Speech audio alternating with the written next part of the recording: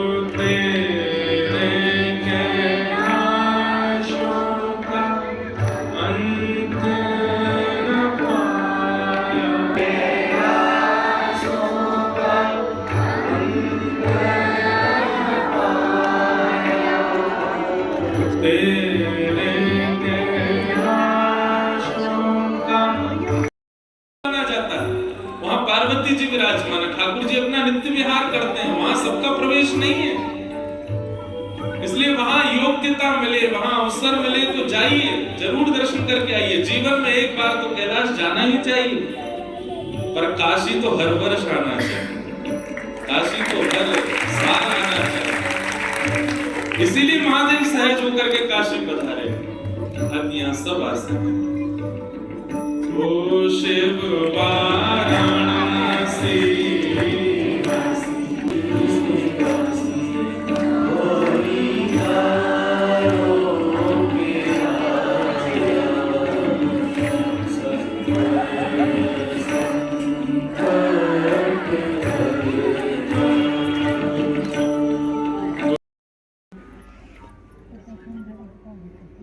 कि अमृत जो है वो एक रसायन है। अमृत का एक कार्य तो होता है व्यक्ति को अमर करना, दूसरा कार्य होता है उसकी समस्त पीड़ाओं को नाश कर देना। कथा के प्रति सजग रहने वाले व्यक्ति को फिर संसारी पीड़ा का अनुभव नहीं होता। इसलिए कहा गया तब कथा अमृतम, अमृत के समान तप्त जीवन। हमारे जीवन के जितने भी ताप संताप हैं उन सबको समाप्त करने वाली आपकी कथा है। व्यक्ति का यदि कथा में चित्त लग जाए ना, हम सत्य बता रहे हैं, कथा ने अगर आपको स्वीकार कर लिया, आपको संसार का कोई रस अच्छा नहीं लग सकता, तो कोई फर्क नहीं पड़ता, वो उसके लिए तो सामान्य है सब। पर ये सभी काशी वासियों को बहुत बहुत धन्यवाद। हमें जितना सुख काशी में मिला, हम प्रार्थना करेंगे आप सब काशी वासियों को भी ब्रज में खूब सुख मिले, इससे भी ज्यादा। आप सब लोग जब ब्रज आओ तो अकेले तो आपकी इतनों की सेवा नहीं कर पाएंगे, पर हमारे जैसे हजारों ठाकुर जी आपके लिए भेजते हैं। आप सबको कोई पीड़ा नहीं हो, खूब आनंद जैसे हमको हुआ वैसे आप सबको भी कोई।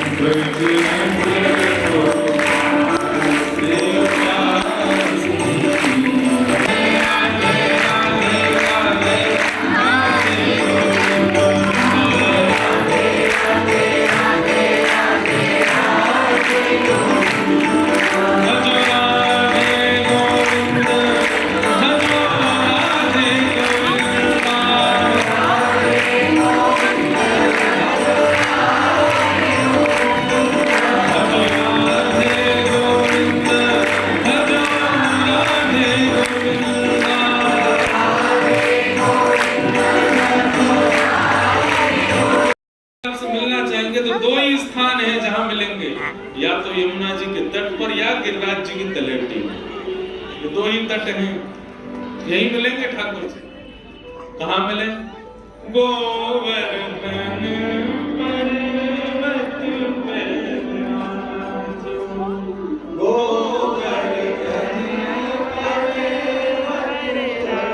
हे श्यामा जी, पर अकेले मत आना, प्यारे गिरधर लाल संग दर्श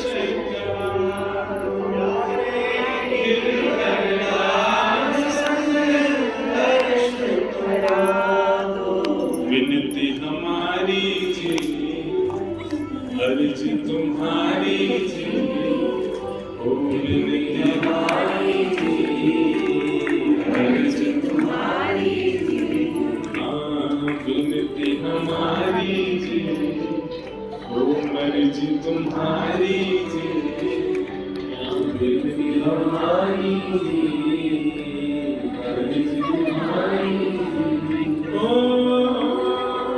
सुन लो अर्ज हमारी।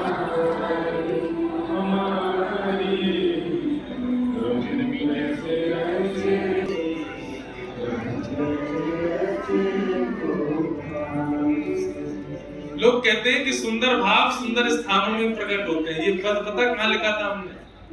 गोवा में। कहाँ लिखा था? समुद्र के तट पे। सब हमारे गंधर्व जन भी संग विराज रहे थे समुद्र के तट पे गोवा में। बाहर जो है ऊधम चल रहा था लोगों का। हम बिल्कुल समुद्र के तट पे ही रुके थे। वो ऊधम देख करके ऊपर भीतर देखे कक्ष में तो लाल जी। मन में यूं लगे कि ये लाल जी यहाँ ब्रज कैसे बने। सबरे बैठ गए महाराज घेर के और बैठे बैठे धुन छिड़ी। इसी में लिखते गए और पूरा ब्रज जैसा ही माहौल हो गया। जरूरी नहीं है भाव सबरे काशी में प्रकट होंगे, भाव सबरे वृंदावन में प्रकट होंगे। आप जहां चाहोगे काशी वहीं आ जाएगी, आप जहां चाहोगे वृंदावन वहीं आ जाएगी। भाव होना चाहिए। तो गोपियों ने कृष्ण दर्शन की लालसा से जब रुदन हुआ, मैं हर बार कथा में कहा करता हूं कि आप नियोजन कितने करते हैं, व्यवस्थाएं कितनी करते हैं भगवत प्राप्ति के लिए, वो आवश्यक नहीं। आप उत्सुक कितने हैं, वो उत्सुकता वो ठाकुर जी का दर्शन करा। कई बार जब मैं, अब इस बार हम मिले नहीं किसी से, ना लाल जी मिले, तो पीड़ा सी तो हुई चित्त में। क्योंकि जब यहाँ से जाते हैं लोग बागों के भाव, कईयों के नेत्रों में अश्रुबिंद, कईयों के, हमारे लाल जी बहुत लोगों से बात करते हैं, बहुत लोगों को स्वप्न में अनुभव कराते हैं, बहुत लोगों को कुछ बताते हैं, हमें पता है। और ये बात बिल्कुल सत्य है, हमने अनुभव करके देख लिया कि हमारे लाल जी बहुतों के साथ में लीला करते हैं, हमें छोड़ के सबके संग आनंद करते हैं। तो इस बार दर्शन लाल जी स्वयं ही आराम में है, क्योंकि अब बहुत व्यस्त हो जाएंगे ना, इसलिए ठाकुर जी, क्योंकि लगातार कथाएं चल रही, बहुत थके भी हैं ठाकुर जी, इसलिए इस बार नहीं मिले। और दूसरी बात, दूसरा जो संकेत लगता है, शायद आपकी व्याकुलता से ठाकुर जी चाहते हैं प्रेम और पुष्ट हो जाए। आपका प्रेम को शुद्ध, पवित्र और पुष्ट, जैसे कि स्रोत निकालते जाओ तो पानी निकालते जाओ तो स्रोत और शुद्ध हो जाता है। ऐसे ही बंधुओं, कई बार विरह में निकले हुए अश्रुबिंद देखने वालों को पीड़ा तो लगती है कि अरे इनको दर्शन दे दीजिए महाराज जी, इनसे मिल ही लीजिए, लाल जी से मिलवा ही दीजिए, पर नहीं, वो स्रोत की पवित्रता के लिए अश्रुबिंद का आना, थोड़ा विरह में रहना आवश्यक। पुष्ट होने के लिए प्रेम में, अगर किसी ने विरह नहीं सहा है तो प्रेम में पुष्ट नहीं होता। काशी वालों को थोड़ा सा विरह तो दिया है इस बार हमें लाल जी ने, पर अब का विरह हो सकता है कि अगली बार उत्सव के रूप में परिवर्तित हो। हमारे लाल जी का जो उत्सव नियोजन होता है, पता कैसे होता है?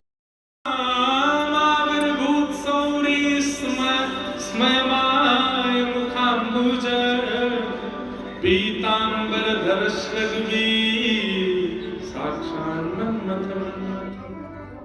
ठाकुर जी प्रकट हो गए, पीतांबरी पहन करके ठाकुर जी प्रकट हुए। सब गोपियों ने ठाकुर जी को पकड़ लिया। बहुत चर्चा हुई ठाकुर जी की गोपियों के बीच में। भगवान बोले हम तो आपकी परीक्षा ले रहे थे, आप सबके प्रेम का भाव देख रहे थे। ठाकुर जी बोले अब महाराज, और जितनी गोपी हैं उतने कृष्ण प्रकट हो गए, और अब महाराज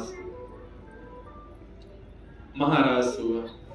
महादेव शंकर भगवान दौड़े वृंदावन की ओर, महाराज कर रहे हैं ठाकुर जी हम यहाँ कैसे बैठे रहे। जैसे ही पहुंचे गोपियों ने द्वार रोक दिया। कहाँ जा रहे हैं बाबा? भीतर। जो ठाकुर जी रास कर रहे हैं, हम रास कर में आए लाल जी के संग। गोपियां बोली भीतर केवल एक ही पुरुष जा सकते हैं, और वो है योगेश्वर कृष्ण, उनके अलावा किसी भी पुरुष का प्रवेश निषेध है। महादेव बोले तो फिर हम क्या करें?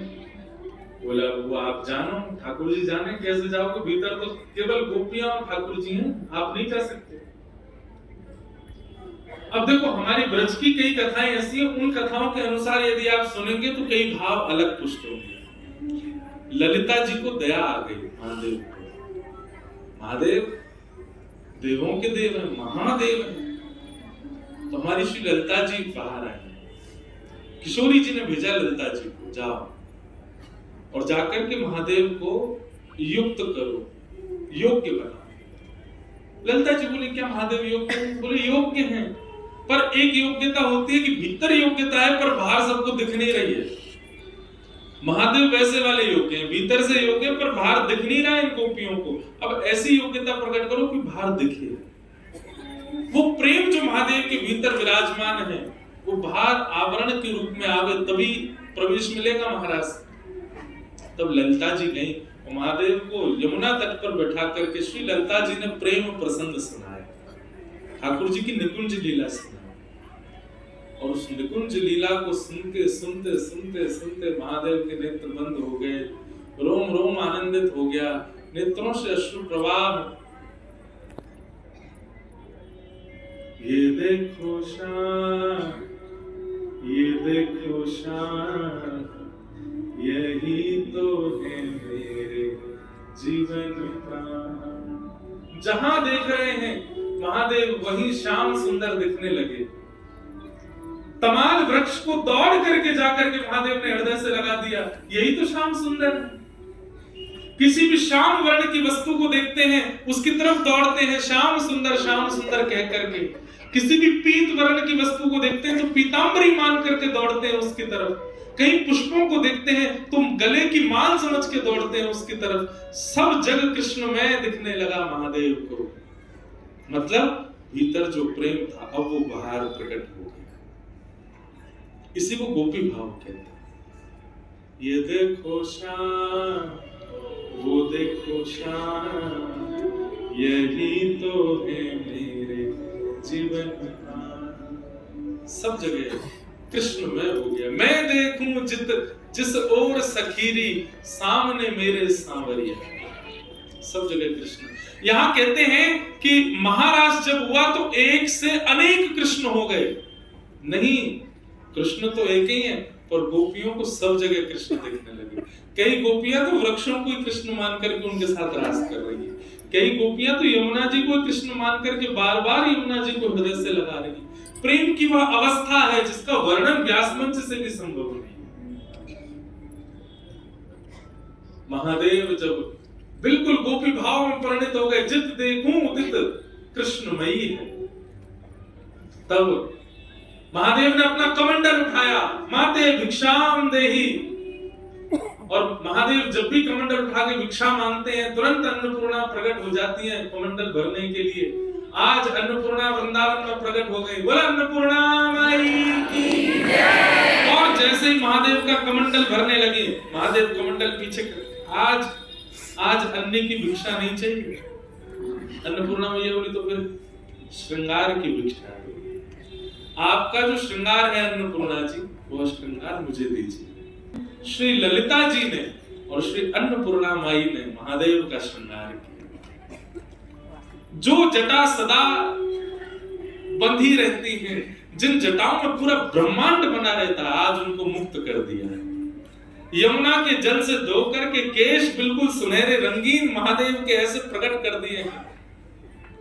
जो सदा भस्म रमाए रहते थे, आज महादेव को यमुना जल से स्नान करके सुंदर आंखन में काजल लगाए हुए, होठन में लालिमा लगाई है, गले में सुंदर नवलखा के हार पहनाए, सर्प बिच्छू आदि संबंध के जाओ अपने नानी घर घूम के आओ, पूरे दिन चढ़े रहो महादेव के ऊपर। आज गोपी बन रहे हैं महादेव। कानन में कुंडल पहनाए हैं, गले में नवलखा के हार पहनाए हैं। सुंदर जो माताएं पहनती हैं, मैं भूल जाता हूँ रोज क्या बोलते हैं उसको, जो नीचे पहनती है, नहीं लहंगा। हाँ, लहंगा जैसा पहनाया, सुंदर चुनरी डाली गले में, काजल आंखन में लगाए। और इनके तो 2 आंखन में काजल लगे, महादेव के तो 2 यहाँ, तीसरो यहाँ। अरे आप लोग सोली दर्शन करो, कितने सुंदर लग रहे हैं महादेव। कभी जाके देखो हमारे गोपेश्वर महादेव को, कितने प्यारे लगते हैं। सब गोपी फीकी लगती है उनके आगे। मूछन में इत्र लगाए हो, मूछ वाली गोपी है। हाथन में कड़ूला पहने हैं, बाजूबंद पहने हैं, पैरन में सुंदर पायल धारण करी है, चुनरी ओढ़ करके महादेव ने पैरन में महावर लगाई, हाथन में मेहंदी लगाई है, बिल्कुल गोपी स्वरूप धारण कर लिया। बोल गोपेश्वर महादेव की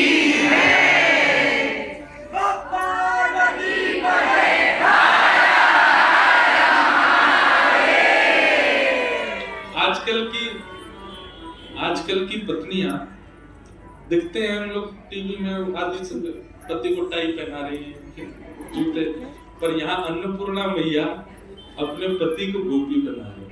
क्यों? प्रियतम से मिलने के लिए महादेव जाए। एक बार हमारे ठाकुर जी महादेव बनकर के गए बरसाने। हमारे आज ये हमको कथा करने नहीं देंगे, ये छेड़ देते हैं कोई स्वर तो हमको फिर याद आ जाता है। एक दिन ठाकुर जी बड़े व्याकुल हो गए। अच्छा देखो, हमारे ब्रज की रीति ऐसी है कि रोज शाम सुंदर किशोरी जी से मिलते हैं। केवल साल में 15 दिन ऐसे होते हैं जिनमें ठाकुर जी किशोरी जी से मिल नहीं पाते। कौन से होते हैं? श्राद्ध के दिन। श्राद्धों में कोई उत्सव नहीं होता। ब्रजमंडल में 365 दिन उत्सव है, बस 15 दिन जो श्राद्ध के उनमें उत्सव नहीं होते। तो उसमें इसलिए उसमें सांझी उत्सव होता है हमारे ब्रज में। सांझी जानते हैं? सांझी में क्या होता है? रंगोली जैसी रंगों से सुंदर जल के ऊपर रंगोली बनाई जाती है, और उसका मतलब ये होता है कि बरसाने में बैठी श्री जी ठाकुर जी से मिलने का मन बना रही है, तो सांझी देख करके प्रसन्न हो जाते हैं। नित्य लीलाएं गोपियां उसमें बनाते हैं। वो विस्तृत प्रसंग है सांझी का। सांझी उत्सव होता है।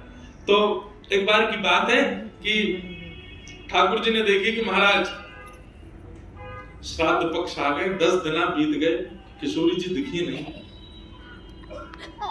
सब ग्वाल वालन से कहने लगे, हे ग्वाल वालन, किशोरी जी कैसे मिलेंगी? बोले लाला अब तो काम कर। बोले कहा, छद्म वेश धारण करके जा, कोई और वेश धारण कर ले। ठाकुर जी बोले गोपी में बन के जा चुको, चूड़ी बेगवारी बन के जा चुको, सांझी बनाई वाली बन के जा चुको। अब तो बरसाने वाले को इतना शक है वो कि नंदगाम तो कोई भी छोरी आवे तो वो ये टटोल के देखे कहीं श्याम सुंदर तो नहीं, तो छोरी बन गई आवे। मधुमंगल बोलो लाला एक काम ऐसा के। बोले कहा, हमारे नंदगाम में एक बाबा बैठो है, क्या नाम है? नंदीश्वर महादेव। बोले नंदीश्वर बैठो है, यदि लाला तू जोगी बन के जाएगा कोई नहीं पहचाने। और सब ने ग्वाल बाल लेकर के नंदीश्वर महादेव के पास ठाकुर जी को ले गए, और वहां जाकर के ठाकुर जी का श्रृंगार किया। जोगी रंग मीना अच्छा श्रृंगी नाथ बन जाया, जोगी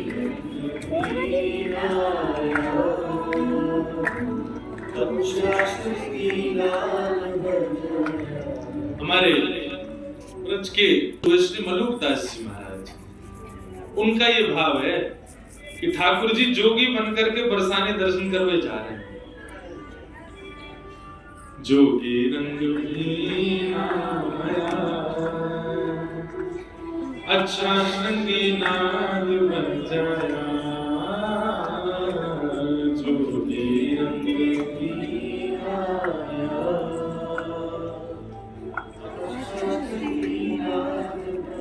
हम केवल भाव सुना सुना के गा देते हैं। मोतिन लर अलग गंगा, मानो जटा झूठ में गंगा। मोती लर अलग गंगा, मानो जटा झूठ में गंगा। किशोरी जी से मिलने जा रहे हैं ठाकुर जी। मधुमंगल बोलो लाला उनकी जटा बनानी पड़ेगी। बोले कैसे जटा बनाओगे? सोई कहा क्यों महाराज? दही लेके आए और दही में गोबर मिलाया और गोबर मिला के लाल जी के केशन की जटा बनाई। जटा बना करके महाराज बिल्कुल मध्य में जैसे महादेव की जटा ऐसे ठाकुर जी की जटा बना दी लाल जी के। लाल जी बोले हमने कथा में सुनी है ये महादेव की जटा में तो गंगा निकले, मेरी कैसे निकलेगी? तो वर्णन कर रहे मोतिन लर अलग गंगा, एक पतले पतले मोतियों की माला लेकर के आए और वो माला तोड़ के नेक भीतर घुसा दी और नेक भीतर से ऐसे बाहर निकाल दे सब ग्वालन ने। तो मोती की लहर निकल रही है, सब मधुमंगल से लाला देख कैसी गंगा निकल रही है, आहा दूर से देख के ऐसा लग रहा है महादेव ही आ रहे का। ठाकुर जी बोले ऊपर को श्रृंगार है और करो। तब ललाट में चंदन बिंदा मानो कि भूषण इंदा हो, ललाट में चंदन बिंदा मानो कि भूषण इंदा। ऐसा चंदन लगाया मधुमंगल सीतामा तनसुका मनसुका चंद्रमा धारण करो दो, मानो कि ये भूषण इंदा, इंदा माने चंद्रमा, जो अच्छा किशोरी जी से मिलने के लिए हमारे ब्रज के लाला महादेव को रूप धारण कर रहे हैं। और अंग अंग भूषण बाजे मानो सुर डमरू बाजे, अंग अंग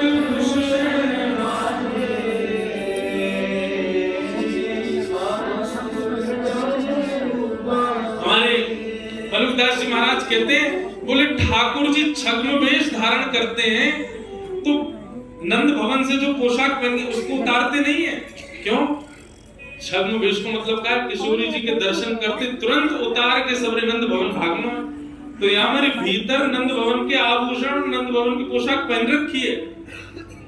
आभूषणों से ठाकुर जी की ध्वनि आती है, पर आभूषण के ऊपर अगर कपड़ा रख दो तो ध्वनि जो है उसकी जो कांस होती है वो कम हो जाती है। ठाकुर जी ने जितने आभूषण पहने उनके ऊपर जब महादेव की तरह बागंबर आदि पूरा सब लपेटा है, तो जो अंदर की आभूषण है चलते समय उनकी तीखी आवाज तो आ नहीं रही है, वो ढम ढम ढम आवाज आ रही है, तो ऐसा लग रहा मानो डमरू बजाते हुए चल रहे हैं। क्या रह गया? मधुमंगल बोलो लाला एक चिंता की बात है। बोले कहा, बोले जे जोगी बाबा महादेव है का जे भस्म लगावे अंग पे, और लाला तो भी लगानी पड़ेगी। ठाकुर जी नाम पे लगा दे। बोले पर भस्म तो शमशान ते आवे। शमशान को नाम सुनते ही ठाकुर जी तो दौड़ने लगे, मैया के पास जाऊंगा मैं, मैया के तू क्या करेगा शमशान ते लेके आवेगा भस्म। मधुमंगल सीताराम बोले लाला तू का डर रहा, हमें नहीं जा पाएंगे शमशान के, हुआ आगा तो हम देख जाए। ठाकुर जी बोले अब श्रृंगार कैसे होगा मेरे? कितना सुंदर वर्णन श्री मलुकदास जी कर रहे हैं कि मधुमंगल श्रीदामा तनसुका मनसुका धनसुका सब सखाओं ने मलियागिरी चंदन लगाया ठाकुर जी के अंग पर श्री जी से मिलने की जो ज्वाला ठाकुर जी के हृदय में, जो व्याकुलता, जो विरह ठाकुर जी के हृदय में है, उस विरह की अग्नि से मलियागिरी चंदन जल करके भस्म बन गया। मलियागिरी चंदन ब्राजे मानो सुंदर भस्म ब्राजे, मलियागिरी चंदन ब्राजे मानो सुंदर भस्म ब्राजे। ठाकुर जी जोगी बन गए। छोटा सा त्रिशूल लाके दे दिया। अच्छा त्रिशूल भी कैसा पता?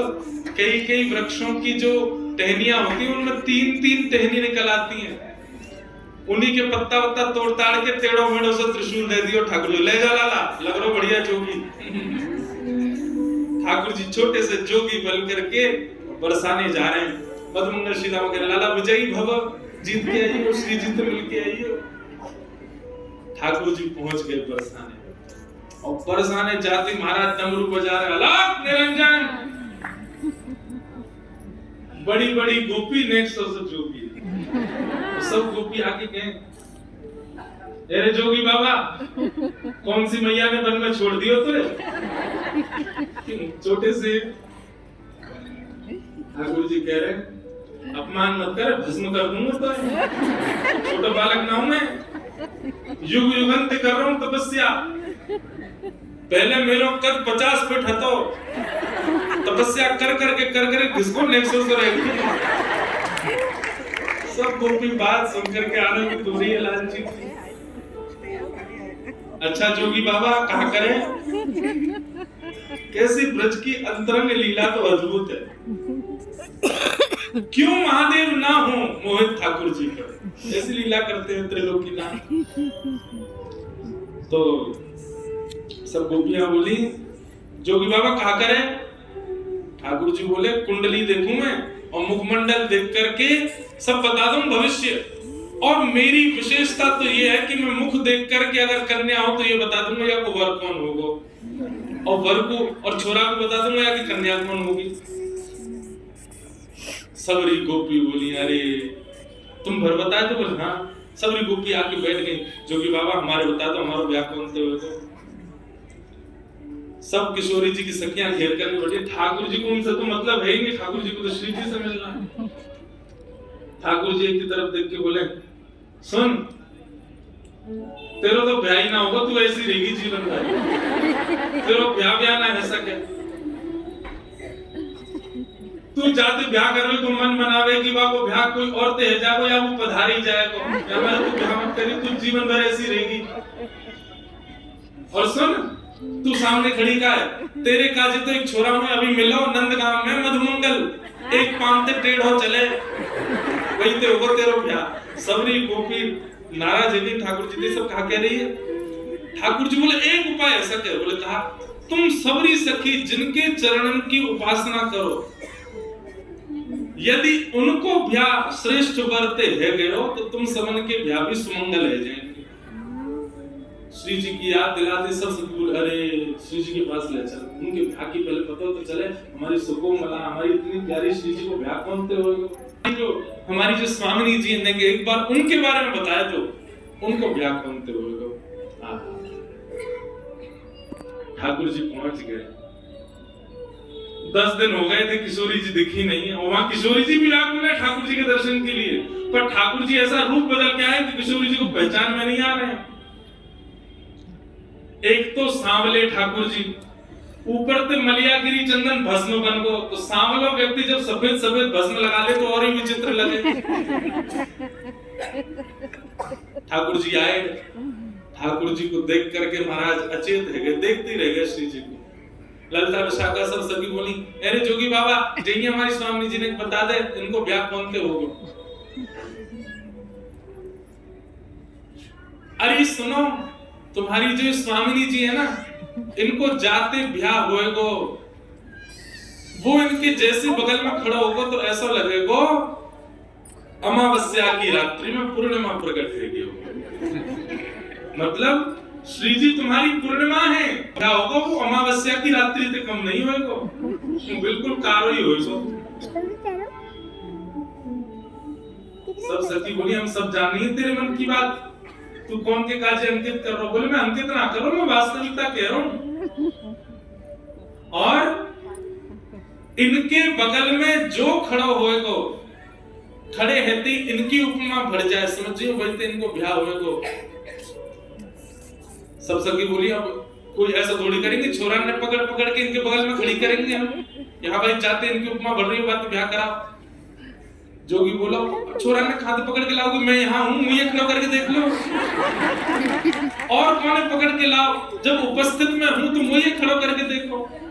ललिता विशाखा सब गुस्सा वही ठाकुर, जैसे ही महाराज पीछे भागी, आहा मोहन मंत्र फूंक दे मारी,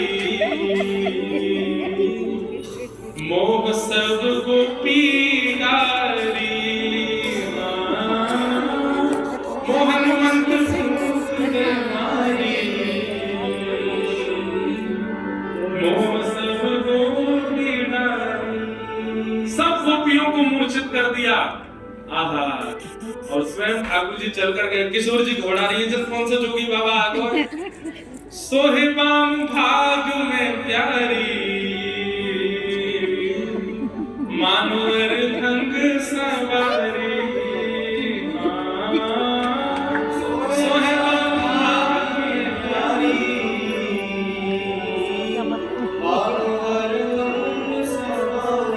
सारी गोपियां तो मूर्छित हो गई। ठाकुर जी जी चल करके गए, किशोरी जी के बगल में जाके खड़े हैं गए, और दिना तो लगती श्याम सुंदर और किशोरी जी खड़े हैं, पर आज ठाकुर जी के बगल में खड़े हैं थी, ऐसा लग रहा है साक्षात उमा पार्वती और महादेव खड़े थे। ऐसा स्वरूप। किशोरी जी बोली ब्रजभानु बाबा की शिकायत कर दूंगी, कीर्ति मैया तुम्हारी शिकायत कर दूंगी। ठाकुर जी वाले जी श्री जी ने देखो तो सही मेरी ओर। तुरंत जल के पास गए और जल के पास जाके अपना मुंह पहुंच करके जैसे ही दिखायो श्याम सुंदर, किशोरी जी ने दौड़ करके ठाकुर जी को हृदय से लगा लियो। आप भी मेरे दर्शन के काजे कितनी योजना बना करके हमें आज जोगी बन करके आए। किशोरी जी के दर्शन कर लिए, चरणों में प्रणाम किया, ठाकुर जी ने थोड़ी देर रास विहार किया और नृत्य आदि करके बोले अब सभी गोपी सब उठ जाएंगी, इनकी सबकी जो मूर्छाएं टूट जाएगी, वहां से पहले मैं भाग जाऊं। ठाकुर जी दौड़ करके नंदगांव की ओर जा रहे हैं, सब ग्वाल बाल खड़े, सब प्रतीक्षा कर रहे हैं लाला फंसे गो कि निकल के आवे गो पतो। इतने में चौकड़ी मार के दौड़ते हुए ठाकुर जी आ रहे हैं। मधुमंगल सीतामढ़ बोलने लगे ऐसा लगा फंस गो दिखे, दौड़ के आ रहा हूं, पीछे कहीं गोपी तो ना है। जैसे ठाकुर जी आए, मधुमंगल सीतामढ़ बोले लाला कहा भयो, कार्य सफल भयो कि नहीं, श्री जी के दर्शन भय कि नहीं।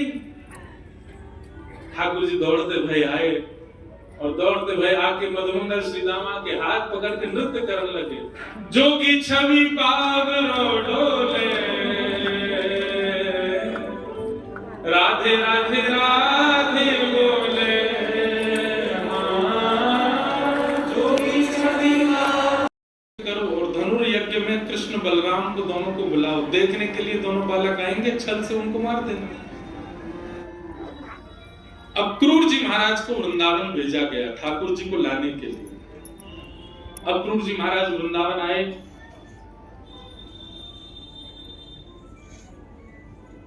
नंद बाबा से आकर के कहा कि महाराज कंस ने धनुर्यज्ञ किया है और उस धनुर्यज्ञ में आपके दोनों बालकों को पुरस्कार देने के लिए बुलाया।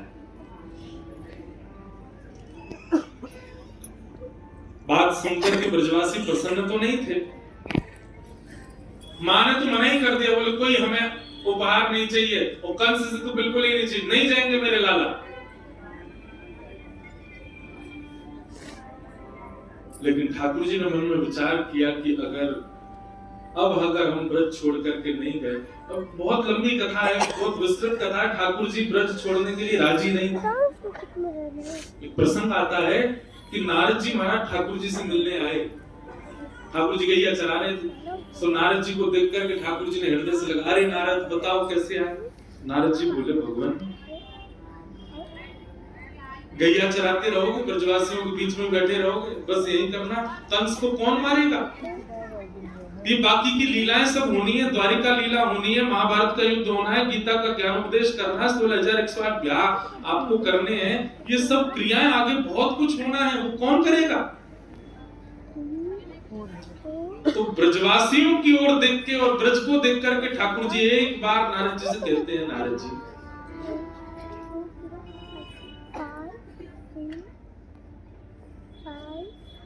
कोई और परमात्मा नहीं बन सकता, कुछ ऐसी योजना बनाओ ना, तुम सब लोग मिलकर 33 कोटि देवता मिलकर महादेव से बात करो, ब्रह्मा जी से बात करो, सब लोग कुछ मिलकर योजना बनाओ कि वैकुंठ पति किसी और को बनाए। ब्रह्मांड का नायक, ब्रह्मांड का जगत नियंता, जगदाधार परमात्मा किसी और को घोषित कर दो, मैं ब्रज नहीं छोड़ूंगा। नारद जी बात सुनकर के कहते हैं, पहले तो ब्रह्मा को शक हुआ था कि आप परमात्मा हो कि नहीं, फिर इंद्र को शक हुआ था, आज मुझे भी हो रहा है।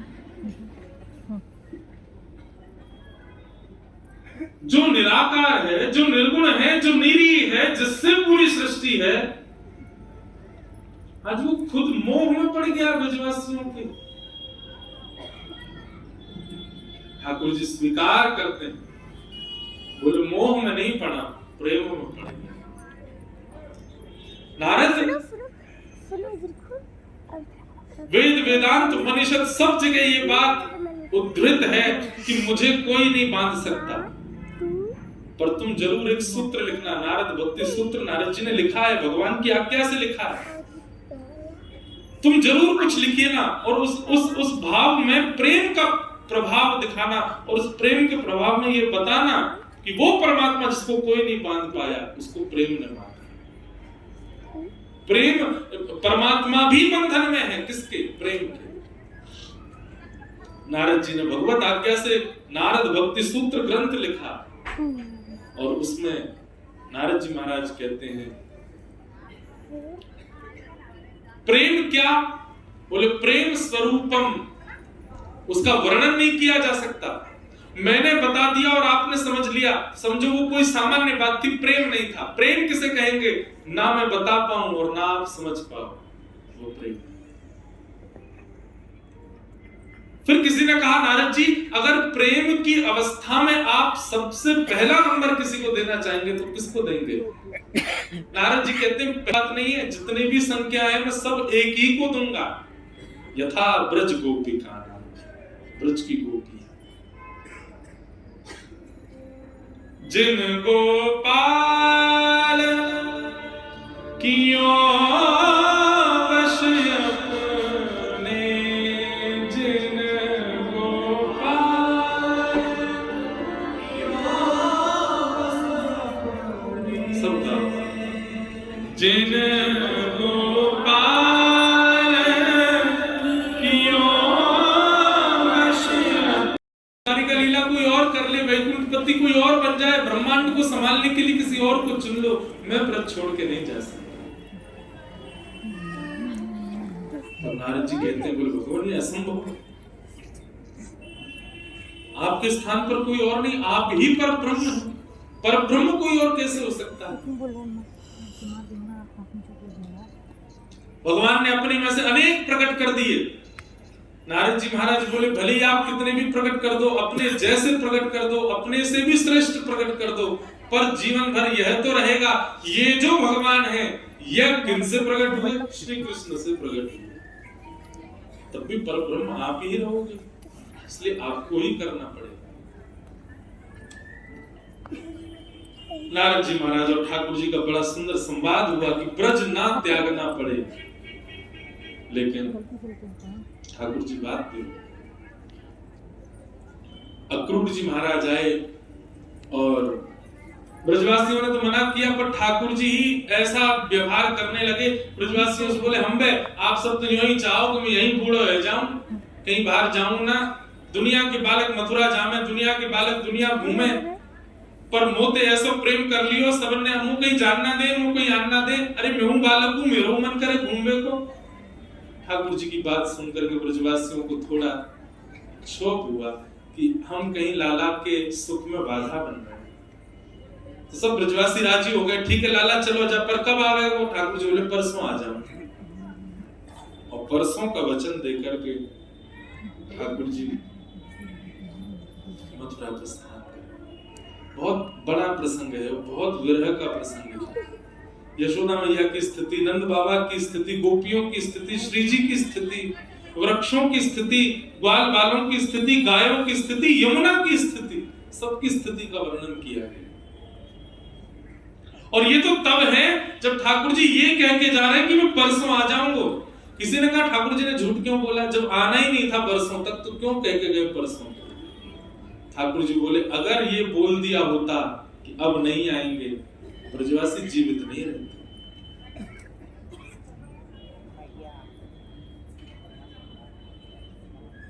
परसों की बात कह करके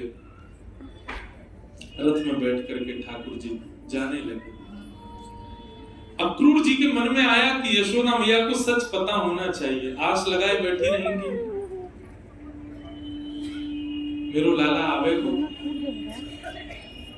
चलते हुए रथ से अक्रूर जी महाराज ठाकुर जी से बोले भगवान आप अभी ब्रजवासियों से मिल रहे हैं, मैं जरा जलपान करके आता हूं। अक्रूर जी महाराज भीतर दौड़ करके गए, यशोदा मैया को एक कक्ष में ले गए और मैया से जाकर के बोले मैया एक बहुत सत्य बात आपको बतानी है। यशोदा मैया बोले हाँ बताओ, जल्दी जल्दी बताओ, लाला जा रहा है। बोले मां आज से 11 वर्ष 56 दिन पहले भादों के महीने अर्धरात्रि में कंस के कारागृह में वसुदेव और देवकी ने एक बालक को जन्म दिया था। यशोदा मैया बोली हाँ वो सबको पता है, अष्टभुजी देवी जन्म हुई थी और कंस के सिर पर पाद प्रहार करके आकाश में चली गई थी, वही तो। अक्रूर जी बोले नहीं, आपका जो पुत्र कृष्ण है यही है देवकी और वसुदेव का पुत्र, और जो अष्टभुजी देवी कंस के पाद प्रहार करके ऊपर गई आपकी कन्या थी।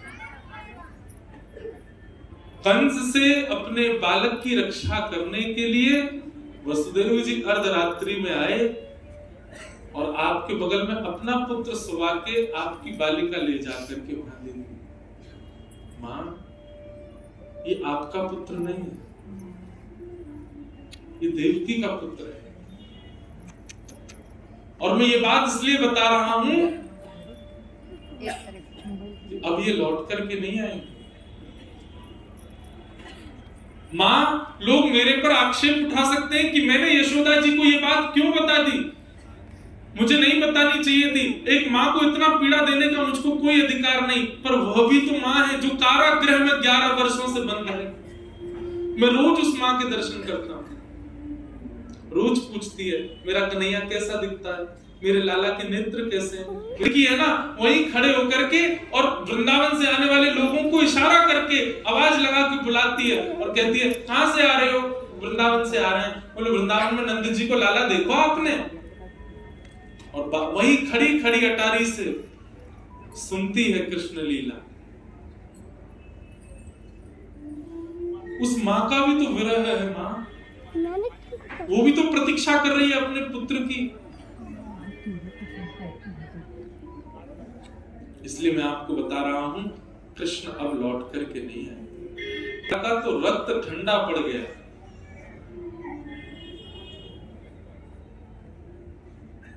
थोड़ी देर के लिए स्तब्ध हो गई। ये स्वीकार कैसे किया जा सकता है, ये विश्वास की बात ही नहीं है, ये सुन ही नहीं सकती है यशोदा मैया। अक्रूर जी कहकर के चले गए। यशोदा मैया ने जैसे तैसे संभाला, सब बाहर है, कोई नहीं है मां के पास। मां दौड़ी दौड़ी बाहर आई, रथ जा रहा है, पूरी लीला घूमने लगी, कैसे चलना सिखाया, कैसे बोलना सिखाया, कैसे उठना बैठना, अपने हृदय से लगा करके मणि की भांति घूमती है। और आज पता चला कि वो आपका पुत्र नहीं है। यशोदा मैया दौड़ने लगी रथ के पीछे, लाला रुक जा, कन्हैया नेक रुक जा, अरे मेरे कन्हैया नेक रुक जा।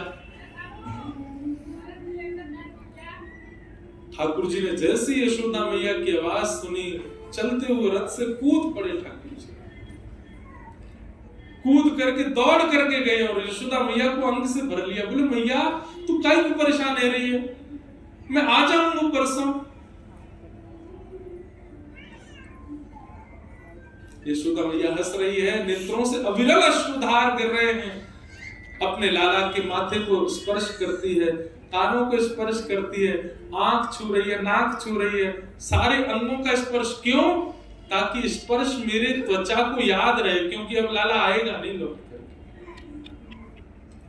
एक एक अंग को यशोदा मैया छू रही है और सर्वांगीण अंग को स्पर्श करते हुए जैसे ही चरणों को छूने लगी, ठाकुर जी बैठ गए वहीं, मैया के हाथ पकड़ लिए। मैया जी कहा कर रही है, तू मेरे चरण को काहे को छू रही है?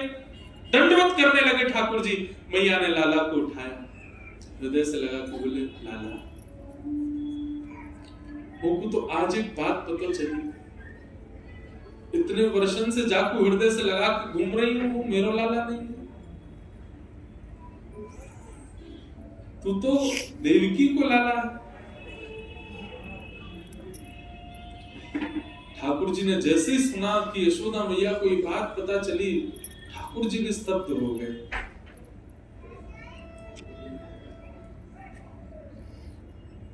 अब निशब्द हैं, कुछ कह नहीं सकते ठाकुर जी। यशोदा मैया सर्वांगीण अंगों का स्पर्श करती है, हृदय से लगा के कहती, लाला मेरी एक तो बात माने को। पहली बात, देवकी से मेरी शिकायत मत करियो। नेक्सस तो माखन खावे के पीछे मैंने तुमको उखल से बांध दियो, तेरे पीछे छड़ी लेके भागी, ये सब बात तो देवकी को मत बताइयो लाला। और दूसरी बात मेरी एक और सुन ले, मोए पता है तू अब लौट के नहीं आवेगो, और जब भी तेरे कान में ये बात पहुंचे ना कि यशोदा अपने प्राण त्याग रही है, बस वाह समय लाला तू कहीं भी हो, मैं तुमको वचन दे रही हूं, मेरे प्राण तब तक नहीं निकलेंगे जब तक तू मेरे सामने नहीं आवे। बस मेरो लाला आ जाए, आके मेरो सिर अपनी गोद में रख ले, अपने लाला को देखते देखते बस अपने प्राण त्याग। ये वचन दे लाला कि जब भी तुमको पता चलेगी कि मेरे प्राण जा रहे हैं, तू आवे हो मेरे पास। ठाकुर जी ने अंक में भर लिया यशोदा मैया को, छोटे बालक की भांति लेट गए गोद में। ब्रजवासी सब खड़े खड़े देख रहे हैं, किसी को पता नहीं चल रहा है कि ये अंतरंग क्या चर्चा हो रही है, ये किस बात से इतने व्याकुल दोनों हो रहे हैं।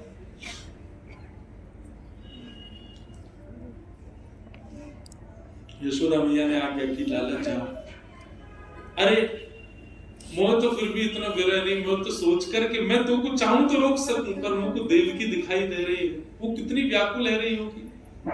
लाला जा, और जाकर के अपनी जन्मदात्री मां को सुख प्रदान कर। ठाकुर जी ने यशोदा मैया की रज को अपने माथे से लगाया, ठाकुर जी ने यशोदा मैया की चरण रज को अपने अपने अंग से लगाया, खूब सारी रज अपने अपने अपनी पीतांबरी में बांध करके ठाकुर जी और ब्रज को प्रणाम करके तुरंत रथ में बैठ गए और प्रस्थान कर गए। यशोदा मैया मूर्छित हो गई, तभी सब ब्रजवासी देखते रहे, वो लाला जा नहीं पावेगो, या को हमारी इतनी याद आवेगी, देखियो अभी कूद जावेगो चलते रहते, जा ही ना पावेगो, मधुमंगा श्रीदामा सब चर्चा कर रहे हैं, हमारे बगैर रह ही ना पावेगो, ये अभिनय कर रहा जावे को, देखियो अभी लौट के आवे को। देखते देखते देखते रात्रि हो गई, रात्रि तक एक भी ब्रजवासी हिला नहीं, सबको लग रहा ठाकुर जी अभी आ जाएंगे, रह ना पावेगा हमारे बिना।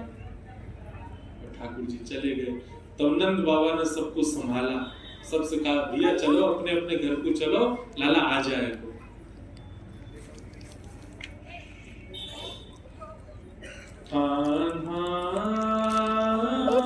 तेरी जो है तेरे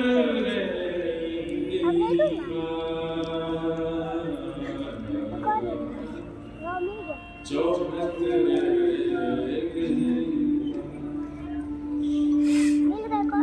हर दिन ब्रजवासी जाते हैं और मथुरा के द्वार पर, मथुरा के रास्ते पे जाकर बैठ जाते हैं और शाम तरा तेरो लाला आज नहीं आयो, बरसों की कह के गए भैया, बरसों हो गए आयो तो आयो ही नहीं है। विरह व्याकुल ब्रजवासी। ठाकुर जी मथुरा गए, बहुत अद्भुत प्रसंग है बंधु। यहाँ प्रेम प्रेम दिखता है, अब अंतरंग कई बातें हैं, वो प्रकाश नहीं है, नहीं तो मैं कहूँ ठाकुर जी किस रूप से वृंदावन में छुप गए हैं, सब भाव कहने का मन तो है पर समय नहीं। ठाकुर जी मथुरा गए, मथुरा जाकर के कंस का वध किया। कंस वध के बाद भगवान ने उग्रसेन राजा बनाए मथुरा के। ठाकुर जी स्वयं कभी राजा नहीं बने, द्वारिका का और मथुरा का दोनों का राजा उग्रसेन को ही बनाया। सांदीपनि गुरुकुल पढ़ने के लिए भगवान उज्जैन आए, अवंतिका, और उज्जैन आकर के भगवान ने सांदीपनि उपाध्याय जी से शिक्षा ग्रहण की। वहीं भगवान को एक सखा मिले जिनका नाम है सुदामा। श्री दामा बचपन के सखा हैं। सुदामा ये भगवान के गुरुकुल के सखा। भगवान को श्रीदामा सखा मिले। ठाकुर जी लौट करके फिर वापस मथुरा अध्ययन पूरा करके आए। मथुरा के राजकुमार ठाकुर जी हैं। ब्रज की बहुत याद आती है ठाकुर जी को। ठाकुर जी एक दिन रो रहे थे। नंद बाबा ने उद्धव जी को भेजा, तुम जाके लाला को शांत करो। उद्धव जी महाराज ठाकुर जी के पास गए। भगवान ने उद्धव को वृंदावन भेजा और कहा, उद्धव तुम जाके ब्रजवासियों को समझा दो, प्रेम में परस्पर पीड़ा होती है। बहुत ध्यान से सुनिएगा। यदि आपको असहनीय पीड़ा हो रही है, इसका मतलब है कि आपका प्रेमी भी पीड़ित है। अगर आपको वृंदावन के दर्शन की, ठाकुर जी के दर्शन की असह्य उत्कंठा हो रही है, तो इसका मतलब ठाकुर जी को उत्कंठा है आपसे मिलने की। आपके चित्त में नहीं आ सकती उत्कंठा। ठाकुर जी चाह रहे हैं आपसे मिलना, इसीलिए आप व्याकुल हो रहे हो। नहीं तो मंदिरों के प्रति, दर्शन के प्रति, ब्रज के प्रति, कथा के प्रति इतनी व्याकुलता नहीं होती। पर अथाह व्याकुलता होने लग जाए तो समझ जाना ठाकुर जी व्याकुल है आपकी। ठाकुर जी ने उद्धव को बुला करके कहा, ये सब ब्रजवासी मुझे बहुत याद करते हैं, इसीलिए मुझे भी इनकी याद आती है। उद्धव तुम जाओ और ब्रजवासियों को मेरा समाचार सुना करके मेरी मैया से जाकर मेरी मैया से तेरा लाला दुख पावे, मेरी मैया से जाकर मेरी मैया। हमारे ब्रज के रसिकों के बड़े भाव। उद्धव जी से कहा, उद्धव तुम ब्रज जाओ और वृंदावन जाकर के सब ब्रजवासियों को मेरी स्तुति दे के आओ।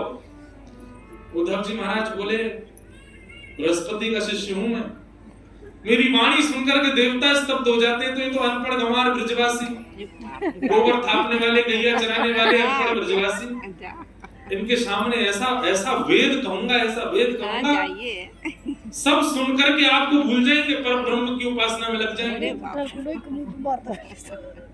उद्धव बोले, ज्यादा कठिन मत बोलना, बस सीधे हैं ब्रजवासी, सरल भाषा बोलना। भगवान ने अपना मोर पिच उद्धव के मुकुट में लगा दिया, कारी कमली उतार के पहना दी। जाओ उद्धव। जाते जाते भगवान बोले, उद्धव कब आओगे लौट के? भगवान उद्धव जी बोले, कितने ब्रजवासी होंगे? 1 लाख 2 लाख ब्रजवासी हैं, शाम तक आ जाऊंगा, ये तो बड़ी बात नहीं मेरे लिए। वही रुक जाते हैं। भगवान बोले, थोड़ा अहम शून्य होकर के जाना, ब्रजवासी है। कहते हैं हम ब्रज नहीं छोड़ेंगे। उद्धव जी महाराज ब्रज गए, 6 महीना बाद लौट करके आए। कितने महीना? 6 महीना। और 6 महीना में स्थिति ये हो गई कि केश जटा बन गए उद्धव जी के, मुख काला पड़ गया उद्धव जी का, नेत्रों से अविरल अश्रुधार गिरती है उद्धव जी के।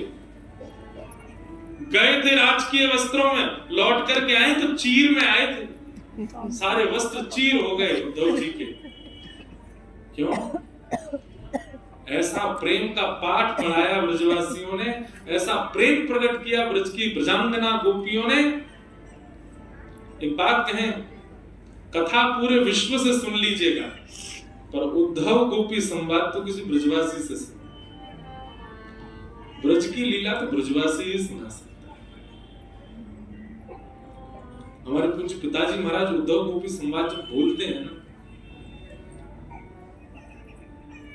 ऐसा लगता है कि साक्षात उद्धव सामने खड़ा है। और ब्रज की गोपियां, श्री किशोरी जी, राधा रानी, और वहां केवल उद्धव संवाद में किशोरी जी की वाणी है, जिसको हम कहते हैं भ्रमर गीत। मधुपक तब बंधो मास्पृशां सपत्न्या, कुछ विलुलित माला कुंकुम श्मश्रुभिर्न, बहतु मधुपति स्तन मानिनी नाम प्रसादम, यदुसदसि विडम्ब्यं यस्य दूतस्तमित्र।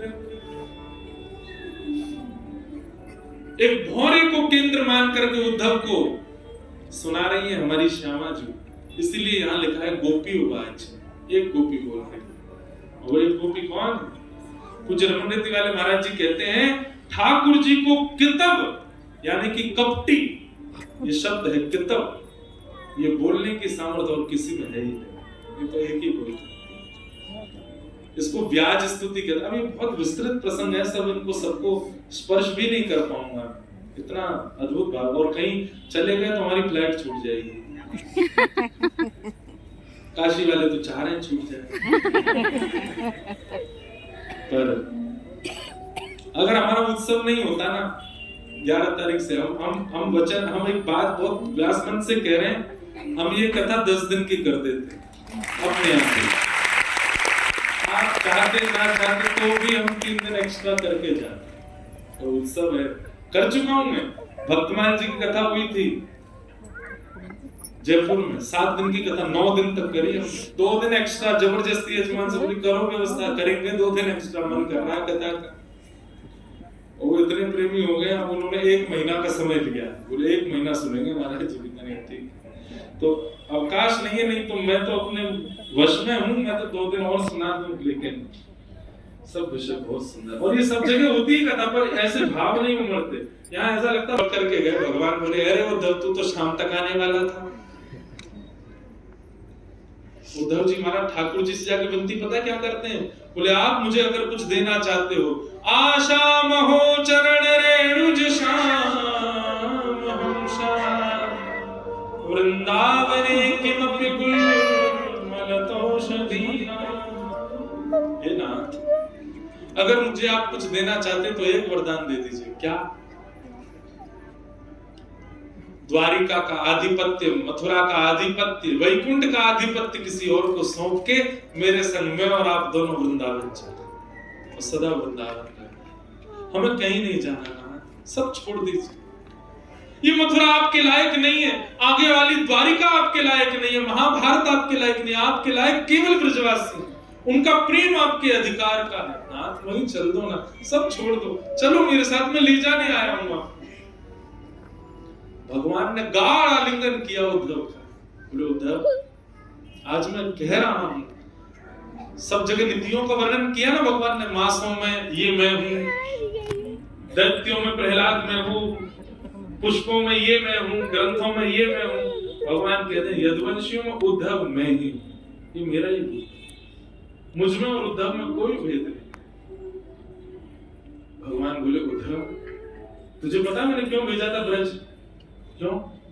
बोले परसों मथुरा पर चढ़ाई होने वाली है, जरासंध चढ़ाई करेगा, और उसकी चढ़ाई के बाद हमें मथुरा छोड़ के जाना पड़ेगा।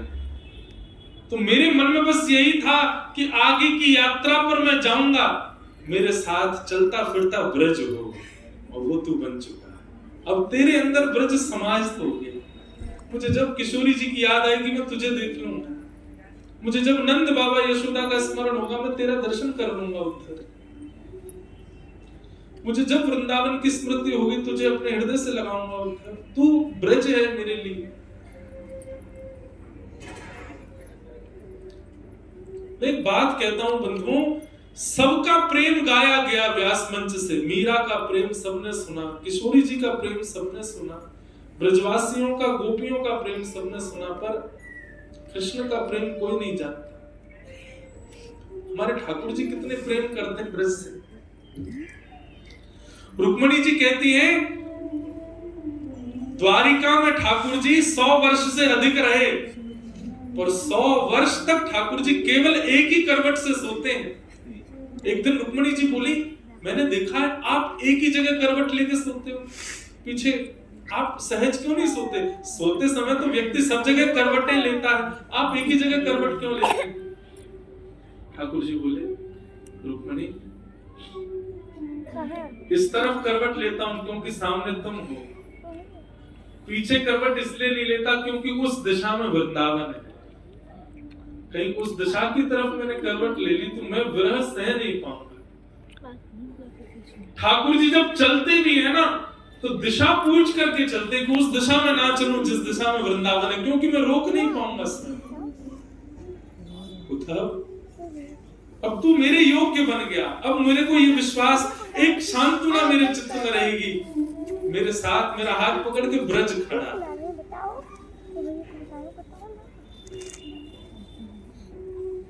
भगवान ने युद्ध नहीं किया, रण छोड़ के भाग गए। क्यों? अब ब्रज है मेरे साथ, और पहुंच गए द्वारिका।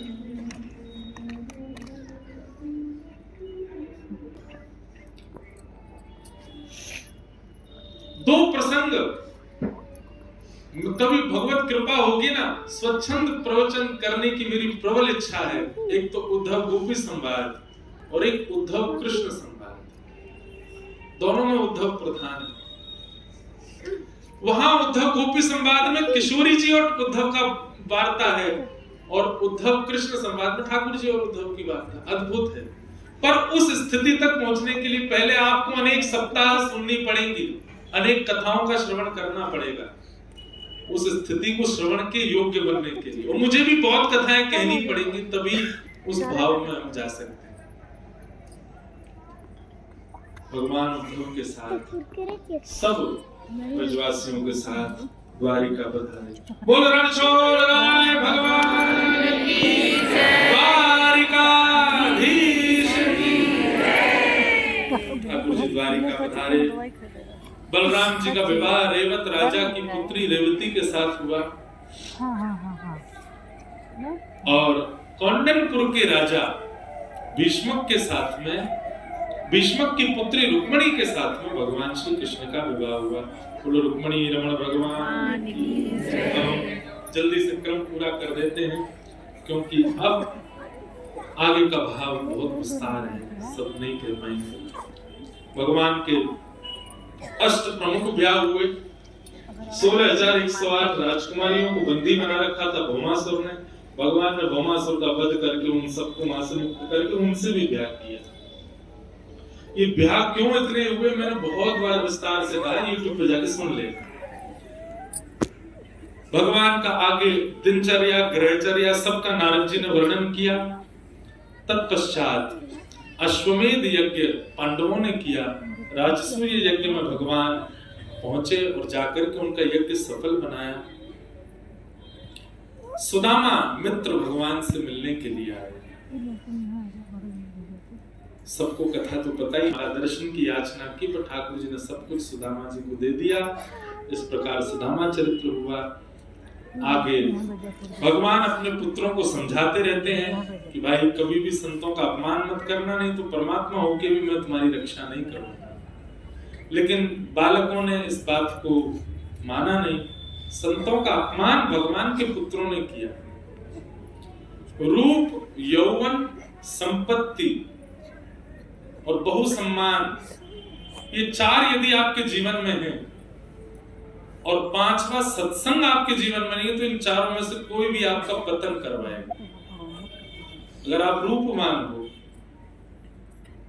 यौवन बढ़िया शरीर है, संपत्तिवान हो और बहुत कम उम्र में बहुत सम्मान पा रहे हो, और इन चारों के साथ सत्संग आपके जीवन में नहीं है, एक गुरु आपके जीवन में नहीं है, एक वाणी आपके जीवन में नहीं है, एक व्यासपीठ आपके जीवन में नहीं है, तो ये चारों में से कोई भी आपको गिराने की पूर्ण सामर्थ्य रखता है।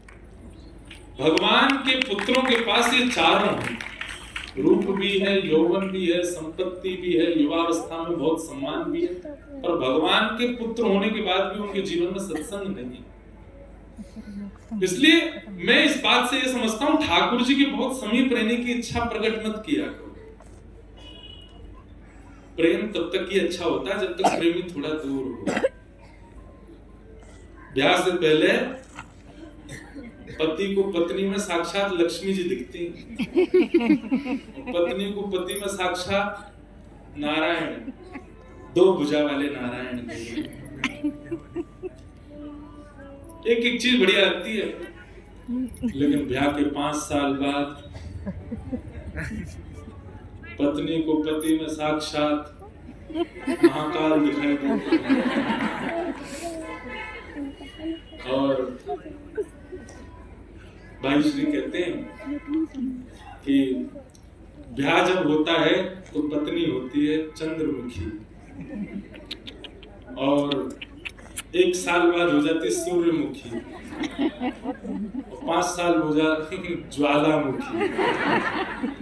आप सबको अनुभव है, मेरे को तो नहीं है, मैं तो सुनी सुनाई बात कह रहा हूँ।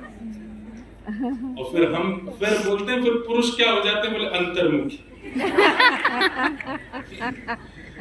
सब भी देखो नियोजन है। ठाकुर जी स्वयं भी ऐसे ही रहते हैं। भगवान की गृहस्थचर्या दिखाई गई भागवत में, और ठाकुर जी भी भय खाते हैं, उनका भी वर्णन किया गया। केवल एक से नहीं डरते, रुक्मणी से। रुक्मणी को गुस्सा ही नहीं आता।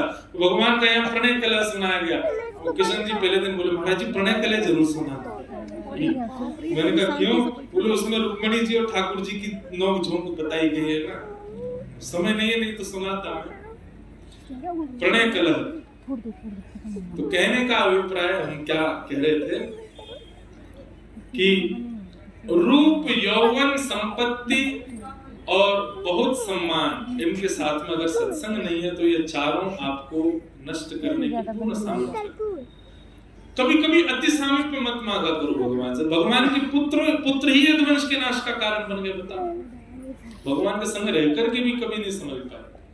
ठाकुर जी कहते मैं भगवान हूं, पर फिर भी संभलने के लिए सत्संग में जाओ, कथा श्रवण किया करो। और बच्चे बोले हमको भगवान के पुत्रों की कथा सुनने की क्या जरूरत है। और यही कारण बना उनके नाश का। संतों का अपमान किया, संतों ने श्राप दे दिया। शाम के साड़ी पहना के ले गए थे, बोले इसके गर्भ से लोक पिंड जन्म लेगा, जिसके कारण पूरा यदुवंश नाश हो गया। एर का नाम की घास बन गया। लड़ते झगड़ते सब एक दिन यदुवंशी नष्ट हो गए। बलराम जी महाराज क्षीर सागर में प्रवेश कर गए। भगवान प्रभाषित क्षेत्र में जाके बैठे। एक बेलिया ने पैर का तलवा देख के कोई जीव समझा और बाण मार दिया। दौड़ा दौड़ा ठाकुर जी के पास आया। ठाकुर जी बोले सब मेरी इच्छा से हो रहा है, तुम बिल्कुल चिंता मत करो। भगवान को लेने के लिए विमान देवताओं ने भेजा था। उस विमान में भगवान ने उस भेलिया को भेज दिया, जाओ तुम जाओ। उद्धव जी महाराज ठाकुर जी के लीला विश्रांति में, देखिए एक बात हम स्पष्ट कर दें, हमारी आपकी तरह पंचभूत ठाकुर जी का समाप्त होता है ऐसा कभी सोचना भी नहीं सपने में। गीता जी कहती हैं हमारे आपकी तरह पंचभूत जिस प्रकार शमशान जाता है और अग्नि में प्रज्वलित होता है, इस प्रकार भगवान के अंग की गति होती है। ऐसा सोचने वाला व्यक्ति वस्त्र सहित गंगा में स्नान करे। इतना अपवित्र विचार है। ठाकुर जी का कभी इस प्रकार से हमारे आपकी तरह अंत नहीं होता। ठाकुर जी तो विश्राम करते हैं अपनी लीला। उद्धव जी ने कहा भगवान अब आप जा रहे हैं। उद्धव को भगवान ने ज्ञान उपदेश किया।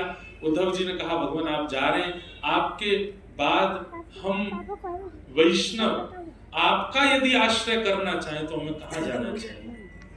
भगवान बोले उद्धव मेरी ओर देखो। और ठाकुर जी एक दिव्य ज्योति के रूप में प्रकट होकर 7 बार आकाश में भ्रमण किए और तिरोधाय प्रविष्टोयम श्रीमद्भागवतार्णवम्।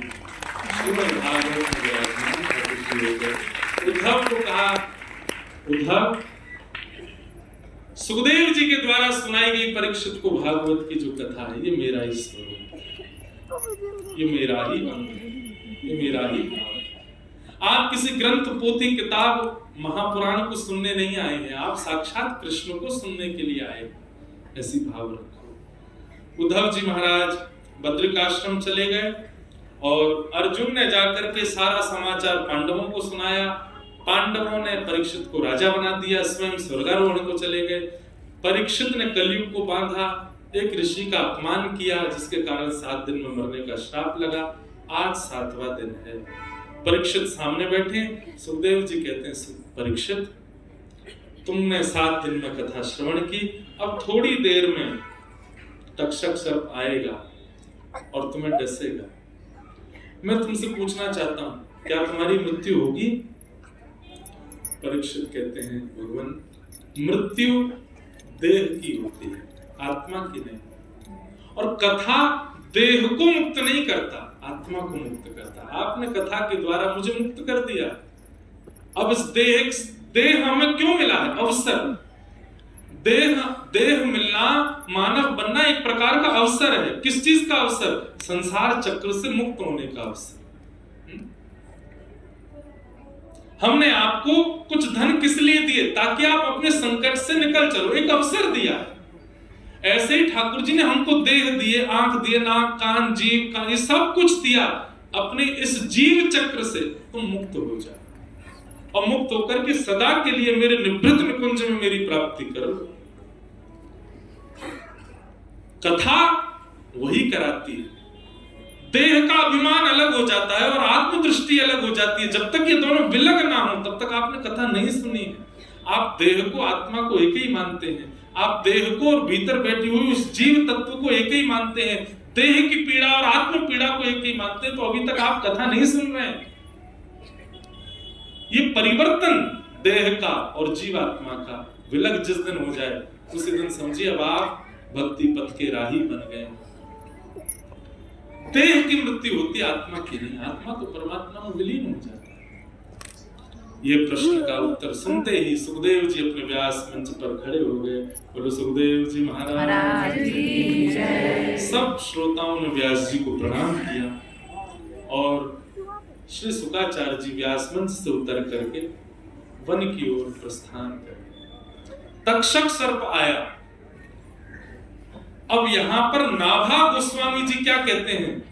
भक्तमाल जी में नाभा जी कहते हैं तक्षक सर्प ने डसा नहीं और तक्षक सर्प के डसने से परीक्षित नहीं मरे। तो बोले जैसे ही सुखदेव जी व्यास मंच से उठे हैं और उठ करके चले गए हैं, कथा के विश्राम के विरह में प्राण निकल गए परीक्षित के। उनका देह बचा था, पांच भौतिक देह का अंतिम संस्कार तक्षक सर्प ने आकर के किया। ये नाभा जी कहते हैं भक्तमाल में। तक्षक सर्प के डसने से परीक्षित के प्राण नहीं गए। इस प्रकार श्री शुकाचार्य जी के वचन सुनकर के परीक्षित ने अपने जीवन का कल्याण किया। एक दिव्य विमान आया और श्री परीक्षित जी की दिव्य चेतना उसमें विराजमान हो गई और भगवत धाम को प्रस्थान करने लगे। बोलो भागवत महापुराण की जय। काशी विश्वनाथ भगवान की जय। गंगा मैया की जय। माधव भगवान की जय। सब संतन की जय। सब भक्तन की जय। संकट मोचन हनुमान जी महाराज की जय।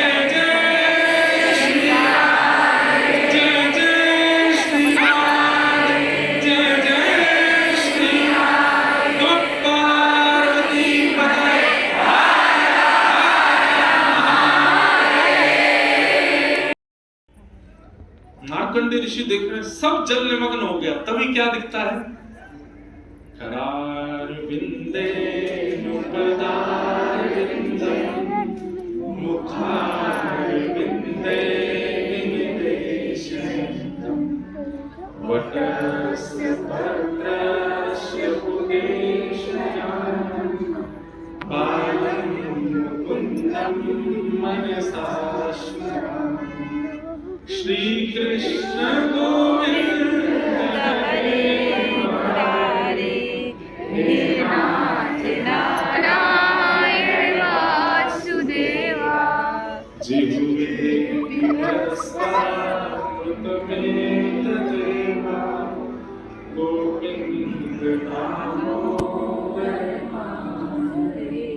मार्कंडेय जी ने देखा कि सब जल निमग्न हो गए, लेकिन तभी एक वट वृक्ष का पत्ता, उस वट वृक्ष के पत्ते पर छोटे से गोपाल जी अपने हाथों से अपने पैर के अंगूठे को मुख में लेकर के ठाकुर जी चूस रहे। उनका दर्शन मार्कंडेय जी ने तुरंत उन गोपाल जी को व्यवस्थित किया। पता है वो गोपाल जी कहाँ है? काशी, आपके बनारस। कहाँ है?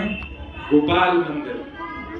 श्री गोपाल मंदिर में श्रीमद वल्लभाचार्य जी के जो ठाकुर जी गोपाल जी विराज रहे हैं छोटे से, ये वही ठाकुर जी हैं जिन्होंने प्रलय कालीन समय पर मार्कंडेय ऋषि को वटवृक्ष के पत्ते के ऊपर दर्शन कराया। काशी में विराज। और ठीक वो द्रौपदी और अर्जुन के सेवा के ठाकुर जी, वो भी काशी में विराज। ऐसे गोपाल जी के हमने दर्शन किए एक दिन कथा में जाकर, और यही इस प्रकार की कुछ कथाओं के साथ भागवत जी का कथाक्रम यहाँ विश्राम होता है। सब जो जो कथाएं रही सबको प्रणाम करते हैं। भागवत जी का अंतिम श्लोक सब लोग मेरे साथ बोलेंगे। प्रणामो दुख समनः तं नमामि हरिं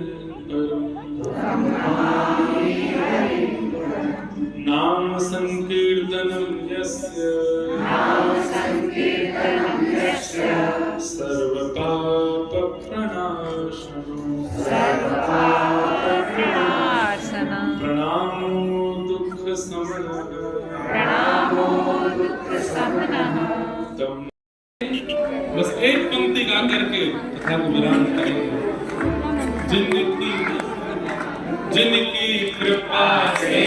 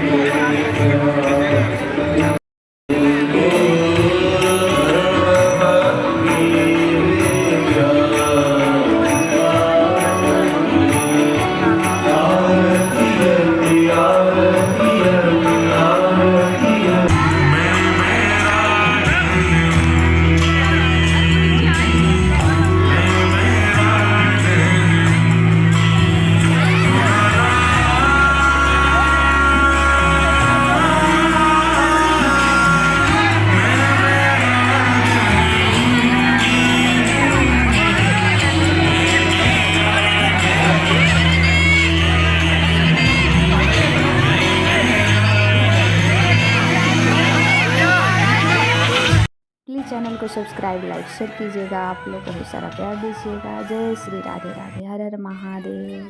सीताराम।